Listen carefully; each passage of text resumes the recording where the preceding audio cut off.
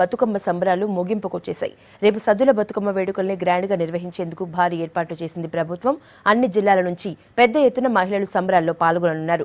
వేడుకల్లో ఎలాంటి ఇబ్బందులు కలగకుండా అన్ని జాగ్రత్తలు తీసుకుంది సర్కార్.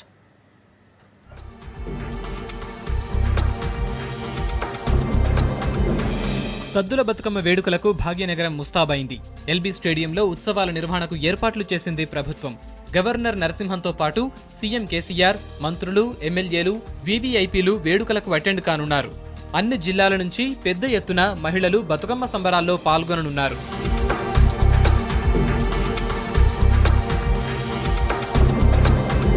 ముఖ్యమంత్రి ఆదేశాలతో బతుకమ్మ ముగింపు ఉత్సవాలపై రివ్యూ చేశారు సీఎం ముఖ్య కార్యదర్శి నరసింగరావు.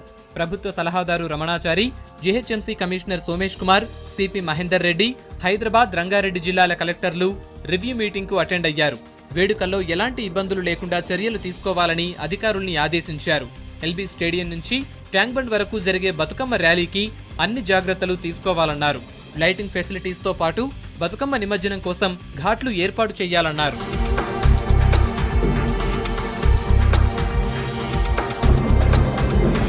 సద్దుల బతుకమ్మ పండుగ సందర్భంగా రేపు జనరల్ హాలిడేగా డిక్లేర్ చేసింది ప్రభుత్వం.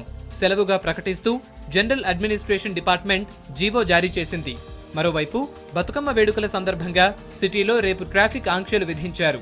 ఎల్బీ స్టేడియం, ట్యాంక్ బండ్ చుట్టుపక్కల ప్రాంతాల్లో ట్రాఫిక్ ను దారి మళ్లించారు. రేపు సాయంత్రం 4 గంటల నుంచి రాత్రి 11:30 వరకు ఈ ఆంక్షలు అమల్లో ఉంటాయి.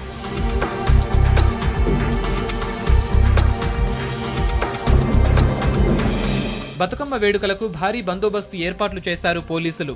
Central zone DCP Kamalasan Reddy ఆధ్వర్యంలో 3 ఏసీపీలు, 20 మంది సీఐలు, 60 మంది ఎస్ఐలతో పాటు మొత్తం 400 మంది పోలీసులు సెక్యూరిటీ ఇవ్వనున్నారు.